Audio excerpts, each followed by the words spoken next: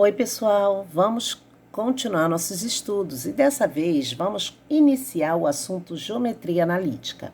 Dentro disso, falaremos sobre plano cartesiano.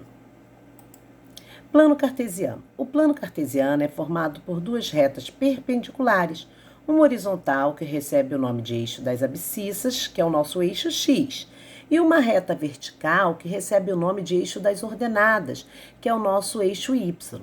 Cada reta é numerada, sendo ponto de interseção, ou seja, aquele ponto de encontro entre essas duas retas, chamado de origem. Então, o ponto onde essas duas retas perpendiculares se encontram, nós iremos denominar como sendo a nossa origem.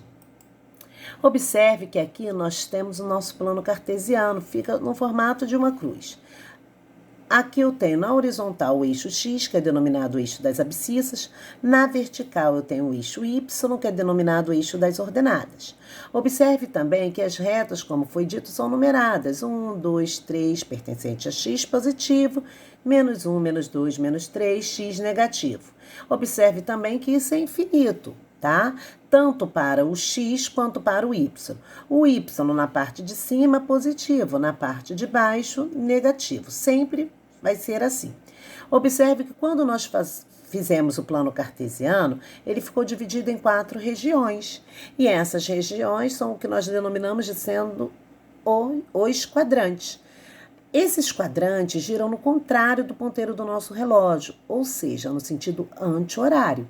Então, aqui eu tenho o primeiro quadrante, segundo quadrante, terceiro quadrante e quarto quadrante. Então, sempre no sentido anti-horário. Primeiro, segundo, terceiro e quarto. Para que serve o plano cartesiano? O plano cartesiano ele é utilizado como sistema de referência para localizar pontos em um plano. Então, o plano cartesiano vai ser muito utilizado quando quisermos marcar pontos nele, ok? Então, para isso, nós temos que ter como referência os eixos X e Y. X, eixo das abscissas, e Y, eixo das ordenadas. Todo par ordenado XY de números reais, em que x é o primeiro elemento do par, então x pertence ao eixo das abscissas, e y é o segundo elemento desse par, pode ser representado em um plano cartesiano. Então, o primeiro elemento pertence ao eixo das abscissas, segundo elemento, que é o y, pertence ao eixo das ordenadas. O ponto X é a abscissa do ponto e Y é a ordenada. Exemplo, 3 e 4. Então, aqui nós temos, o primeiro elemento é o 3.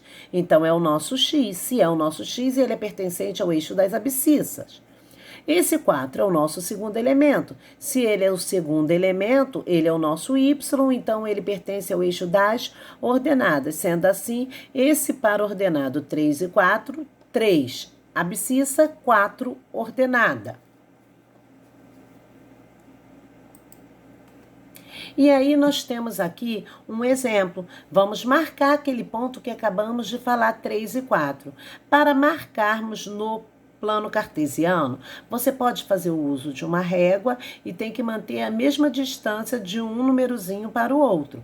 Ou você pode fazer uso ainda de um papel quadriculado como esse aqui, onde você só vai contar as unidades. No X, nós estamos falando que ele é o 3. Então, no eixo horizontal X, eu tenho que andar 3 unidades. 1, 2, 3. Então, aqui eu tenho 3. É o meu X. Já no Y é 4. E Y é na vertical. Então, 1, 2, 3, 4. Aqui está o nosso 4 pertencente ao eixo das ordenadas, que é o Y. Sendo assim, eu vou pontilhar do 3 e vou pontilhar até o 4. E aí eu vou marcar esse pontinho. Esse pontinho é o que nós chamamos de ponto que foi dado P. Então, é o ponto de encontro entre o 3 e entre o 4. E assim nós marcamos o ponto P de coordenadas 3 e 4. Observe que pode acontecer de alguns pontos ficarem exatamente em cima dos eixos x e y. E aí nós falaremos que esses pontos não pertencem a nenhum dos quadrantes, porque esse ponto P, ele está situado nessa região. E essa região, como nós vimos anteriormente, é o primeiro quadrante. Então, o ponto P pertence ao primeiro quadrante. Aqui nós temos outros exemplos de localização de pontos. Exemplo, ponto A, 2 e 3.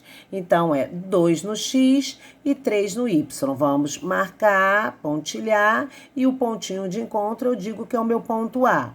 Ponto B, menos 2 e 4. Ó, menos 2 no X e 4 do Y. Vou pontilhar, e o ponto de encontro deles é o nosso ponto B.